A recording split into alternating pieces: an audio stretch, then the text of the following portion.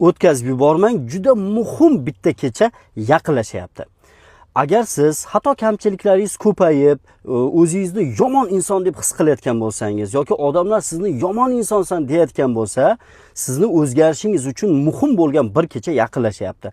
Va kimda kim hech kimni yomon ko'rmasa, qalbida birorta insongagina qudrati bo'lmasa, mana shu kechani bedor o'tkazsa, jamiki xato kamchiliklardan forig' bo'ladi degan ustozlarimiz.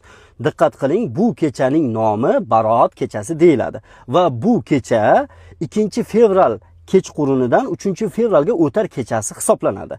Ya'ni 2-fevral kechasi shomdan keyin 3-fevral tonggacha vaqtingizni yaxshilik qilish bilan, xayr ehson bilan, ibodat bilan, duo bilan, ilm olish, kitob o'qish bilan o'tkazsangiz va vatanimizni, xalqimizni haqqiga duo qilib, so'ngra o'zingizni haqqingizga ham duo qilsangiz, mag'firat so'rasangiz, gunohlaringiz, kamchilik xatolaringiz kechirilishi haqida ustozlarimiz juda ko'p bor demak bizga eslatmalar bergan, bizga o'gitlar bergan.